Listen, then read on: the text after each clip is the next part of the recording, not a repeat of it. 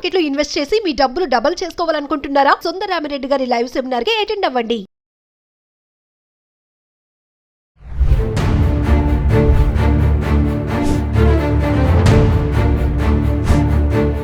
నమస్తే, welcome back to Suman TV. ప్రస్తుతం మనతో పాటు ఉన్నారు పబ్లిక్ స్పీకర్ రజనీ రమ గారు.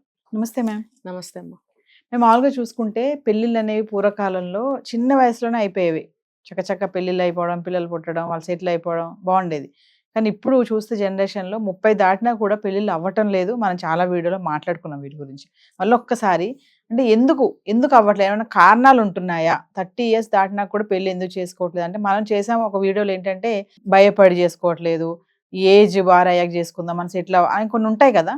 అంటే ఎందుకు అవ్వట్లేదు అంటారు పిల్లలు? పూర్వకాలం ఎందుకు టకటక అయిపోయాయి, ఇప్పుడు ఎందుకు డిలే చేస్తున్నారు అంటే ప్లస్ అండ్ మైనస్లు కూడా చెప్పండి మేడం. ఒక ముక్కలో చెప్పాలంటే అమ్మాయిలేమో బాగా డబ్బు సంపాదించాలి, స్టాండ్ అవ్వాలి. ఆ అబ్బాయిలేమో అమ్మో పెళ్లి చేసుకుంటే ఎక్కడ ఇరుక్కుంటామో అని నమ్మకాన్ని కోల్పోయి కొంత ఇది మెయిన్గా నడుస్తుంది. ఇది ఇంకా చెప్పాలంటే డీప్గా వెళ్ళి చెప్పాలంటే కారణాలు ఉన్నాయి. ఒకటి ఏంటంటే వాళ్ళు చిన్న వయసులో పెళ్లి చేసుకుంటే అవగాహన మనకు ఉండదు, ఎక్కడైనా ఫెయిల్ అవుతాము, ఆలోచించలేము. ఇది వాళ్ళు కూడా ఆలోచించుకుంటున్నారు, పెద్దవాళ్ళు చెప్పడం కాదు. మనకి ఇంకా అప్పుడే ఏమీ తెలియదు, కొన్నాళ్ళు ఆగాలి. ఇంకొకటి ఏంటంటే మన గోల్స్, వాళ్ళకి కొంతమంది కొన్ని గోల్స్ ఉంటాయి. జాబ్లో ఏదైనా ప్రమోషన్ తీసుకోవాలని కావచ్చు, లేదు అని అంటే ఎక్కడైనా అబ్రాడ్ వెళ్ళటానికి కానీ, లేకపోతే ఏదైనా కోర్సెస్ చేయడానికి కానీ, లేదు ఒక మనీ మనకి హైక్ ఇంత శాలరీ ఇంత రీచ్ అయ్యే వరకు చేసుకోకూడదని కానీ, ఇలాంటివి ఏవేవో ఉంటాయి. లేదు ఇంకా ఏదన్నా హయ్యర్ క్యాడర్స్కి అప్లై చేసుకొని ఆ నోటిఫికేషన్స్ పడే వరకు ఆగి ఎగ్జామినేషన్స్ ఇచ్చి అది సక్సెస్ అవ్వాలని దానికి కొంత టైం పడుతుంది. That is called goal. So తర్వాత ఇంకొకటి ఏంటంటే అబ్బాయిల గురించి కూడా నేను చెప్తా. అమ్మో ఈ రోజుల్లో అమ్మాయిలతో మామూలుగా లేదు అని ఇప్పుడు బయట భయపడుతున్నారు కదా. పెళ్ళిళ్ళు అసలు చేసుకోవట్లే, 40 ఏళ్ళు వచ్చినా కాదు ఇంకా చేసుకోరు, ఇంకా వాళ్ళు అలా ఉండిపోతున్నారు. భయపడి అంటారా? అంతే. ఎందుకంటే నేను చాలా మందితో మాట్లాడుతుంటాను, వాళ్ళు అంటుంటారు ఈ మాట, అమ్మో పెళ్లి లేకపోతే హాయ్ అండి, మా అమ్మని కొట్టించలేము, మా అమ్మని తిట్టించలేము, మా అమ్మని ఇంట్లోంచి గెంటించలేము, లేకపోతే రకరకాలుగా ఇప్పుడు ప్రజెంట్ 100% అలా అనుకుంటున్నారు అబ్బాయిలు. కానీ అందరూ అలా లేరు, అమ్మాయిలందరూ అలా ఎందుకుంటారు, ఉండరు. కానీ భయం అనేది అలా వచ్చేసింది చూసే వాళ్ళని బట్టి. తర్వాత వాళ్ళతో గొడవలు భరించలేము, ఆ గొడవలు తీర్చే శక్తి మాకు లేదు, రేపొద్దున మాకు చెడ్డ పేరు వస్తుంది, పెళ్ళా మాట విన్నారు, పెళ్ళా మాట విని ఇంట్లోంచి వెళ్ళిపోయారు, తల్లిదండ్రులను చూడలేదనే మాట వస్తుంది, కాబట్టి మా పేరెంట్స్ మేము చూసుకుంటే ఇలా ఉండిపోతాం, మాకు పెళ్లి లేకపోయినా పర్వాలేదు. ఇలా రకరకాలు. అమ్మాయిలు కూడా అంతే.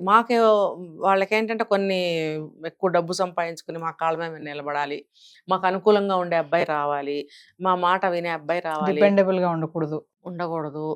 అంటే అదే నా కాళ్ళ మీద నేను నిలబడి నా డబ్బు నాకు రావాలి. తర్వాత అబ్బాయిలు కూడా ఒక స్టేటస్ కావాలని, అమ్మాయిలకి మంచి ర్యాంక్లో ఉండాలి, ఒక 40-50 లక్షల ప్యాకేజ్ ఉండాలి, వాళ్ళకి స్థిరాస్తులు ఉండాలి, మళ్ళీ కార్లు ఉండాలి, అది కూడా మళ్ళీ మంచి కారు ఉండాలి, తర్వాత అత్తమామలు ఉండకూడదు.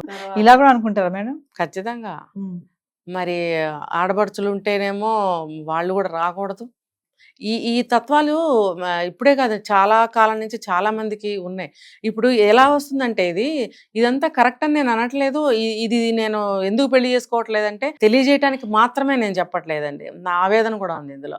ఏంటంటే ఇప్పుడు చాలా మంది కోడలు రాగానే ఆ అత్తగారు ఆడపడుచుల వైపు నుంచి కూడా నెగిటివ్స్ వచ్చి ఉండేవి ఒకప్పుడు, ఇప్పుడు కూడా వస్తున్నాయి. అలా కోడలు వెళ్ళటంతోనే వీళ్ళు నెగిటివ్గా ఉంటున్నారు. సరే ఈ అమ్మాయి కొత్తగా వచ్చినప్పుడు వాళ్ళు ఎందుకు నెగిటివ్గా ఉండాలి? మీ వైపు తప్పు లేకుండా చూసుకోవచ్చుగా. ఆ అమ్మాయి తప్పు చేస్తే ఆలోచిద్దాం తర్వాత. చిన్న అమ్మాయి వేరే ఇంట్లో నుంచి వచ్చింది, కొత్తగా వచ్చింది, అంతా కొత్త, అందరూ కొత్త, ఊరు కొత్త, ఆ మనుషులు కొత్త, ఆ రిలేషన్స్ కొత్త, ఆ అమ్మాయికి ఏమీ తెలియదు, ఏదో పెద్దవాళ్ళు చెప్పేదో పంపిస్తారు, అంతవరకు ఇంట్రడక్షన్. తను ఓన్గా ఏమి ఎక్స్పీరియన్స్ ఉంటుంది. కాబట్టి ఆ అత్తగారు ఆడబడుచు అనేవాళ్ళు ఏం చేయాలి, కొత్త అమ్మాయిని ఇన్వైట్ చేసినప్పుడు మంచిగా ఇన్వైట్ చేయాలి, ముందు వాళ్ళ మనసులోకి ఇన్వైట్ చేయాలి, స్నేహపూర్వకంగా, ఒక చిరునవ్వుతోటి, ఒక సంతోషంతో, ఒక ఆప్యాయతతోటి, ఒక టచ్ తోటి ఆ అమ్మాయిని ఇన్వైట్ చేయగలగాలి. చేసి ఒక మంచిగా ఉంటూ ఉండాలి వాళ్ళతో. వాళ్ళు అవన్నీ చేయకుండా వాళ్ళు చేసే క్రూయల్స్ అన్ని చేసేసి ఆ అమ్మాయి మీద, అంటే ఒక చిన్న అమ్మాయి మీద అత్తగారు ఆ ఆడబడుచులు అభాండాలు వేసేస్తే కొండ అమ్మాయి అన్న భరించడానికి, లేకపోతే సీతామహాసాధ్వ క్షమించడానికి? తను ఒక చిన్న అమ్మాయి, 25 ఏళ్ల అమ్మాయి, జీవితంలో అనుభవాలు లేవు, అంత మాత్రం చేత ఆ అమ్మాయి మీద అన్నీ వేసేస్తారా మీరు? వేసేసి ఆ అమ్మాయిదే తప్పు అని చెప్పి కొడుక్కి చాడీలు చెప్పి కొడుకుని ఆ కోడల నుంచి విడదీసి జీవితకాలం 60-70 ఏళ్ళు వచ్చిన సాధించి పొడుగు చేసి నరకం చూపించి ఆవిడ్ని చెడ్డ చేసిన అత్తలు ఇంకా ఇప్పుడు ఉన్నారండి. ఎంతమందిని చూశానో, నేను వింటున్నాను, చూస్తున్నాను, ఉన్నారు ప్రజెంట్. ఇలాంటి అత్తలను చూసి ఇంకా అమ్మాయిలు కూడా పెళ్లిళ్ళు చేసుకోవడానికి భయపడతారు. ఖచ్చితంగా. ఇప్పుడు ఆ రోజుల్లో భయపడి పెళ్లి చేసుకోకుండా ఉండే పరిస్థితి లేదు. చచ్చినట్టు ఆ ఉరితాడు మెళ్ళ వేసుకుని వెళ్ళాల్సిందే. కాబట్టి ఇప్పుడు అలా లేదు. మా ఇష్టం, మేము ఎందుకు వేసుకోవాలి ఆ తాడు మెళ్ళ అని చెప్పి వాళ్ళు ప్రికాషన్స్ తీసుకుంటున్నారు. ఆగుతాం, మాకు దొరికినప్పుడే చేసుకుంటాం అని అంటున్నారు. ఓకే, బాగుంది నిర్ణయం. కానీ మళ్ళీ అందులో కూడా అడ్వాంటేజ్ తీసుకుని అబ్బాయిలను నలిపేయకూడదు, అలాగే అమ్మాయిల్ని కూడా నలిపేయకూడదు. మీరు అసలు ప్రజెంట్ సిచ్యువేషన్ తెలుసుకోండి, మనం ఎలా ఉంటే బాగుంటుందని తెలుసుకోండి. తెలుసుకుని మీ జీవితాలని చక్కగా దిద్దుకుని ఆ మంచి మార్గంలో వెళ్ళాలన్నమాట.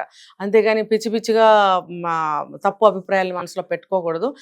ఇలాంటి భయాలను కూడా పెట్టుకోకూడదు. ఏమన్నా అంతగా మీకు గోల్స్ ఏమన్నా ఉంటే వితిన్ మీరు చూసుకుని అప్పుడు పెళ్లి చేసుకోవటంలో తప్పు లేదు. కానీ ఇలా భయాలతోటి పెళ్లి చేసుకోకుండా ఉంటే అనవసరంగా జీవితం నష్టపోతారు.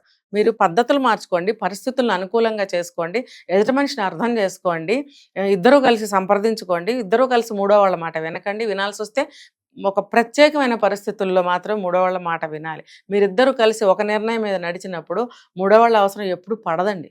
ఇది తెలుసుకోవాలి. తెలుసుకుంటే ఆ టైంకి పెళ్లి చేసుకోవచ్చు, జీవితాలు చాలా ఆనందంగా ఉంచుకోవచ్చు. Thank you.